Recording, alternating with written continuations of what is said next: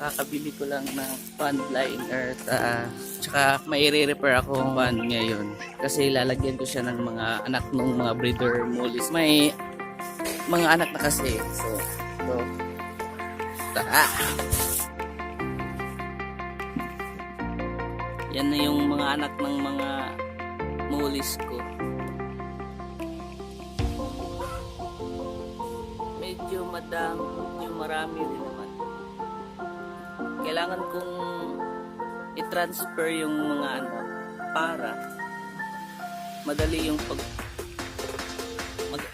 paglaki nila.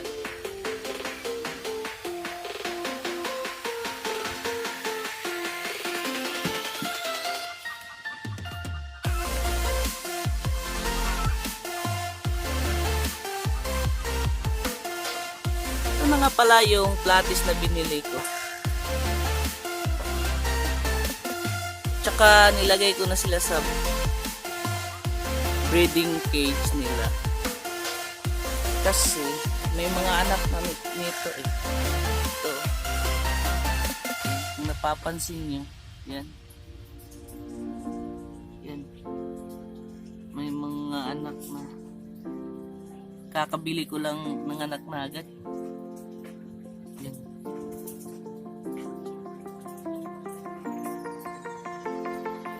Yan. Yan.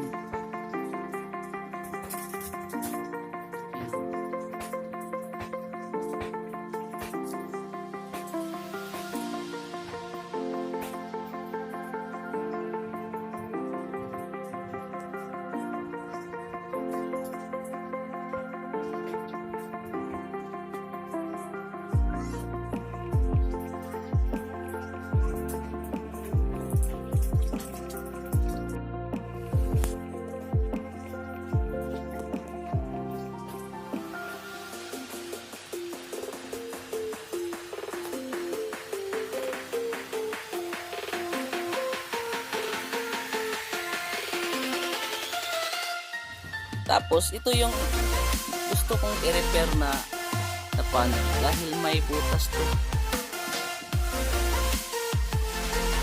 Tingnan nyo. Pagkatapos kong i-repair to, lagyan ko ng tubig. Tapos bukas ililipat ko na yung mga baby mollies dito. Susukatin ko muna yung pond liner o yung trapal na binili ko. Tara.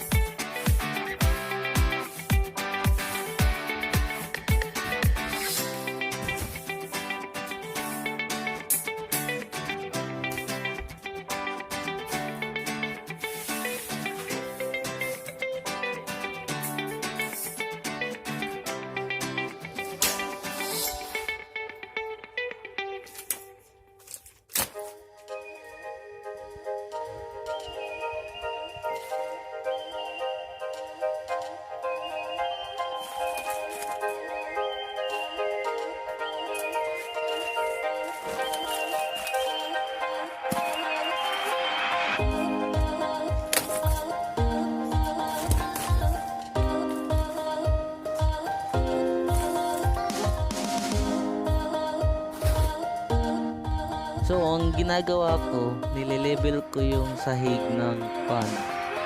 May hump kasi, pangit tignan, tsaka hindi nagkakapantay-pantay yung pond liner dahil dun sa bukol. So, kailangan kong i-level at tsaka maganda kasing tingnan pag naka-level yung sahig ng pond.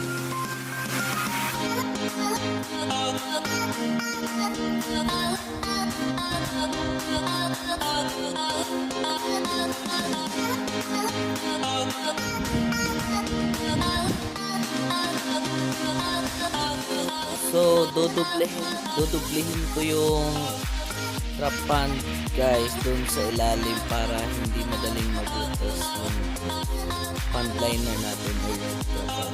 So, kaya doble ingat tayo guys.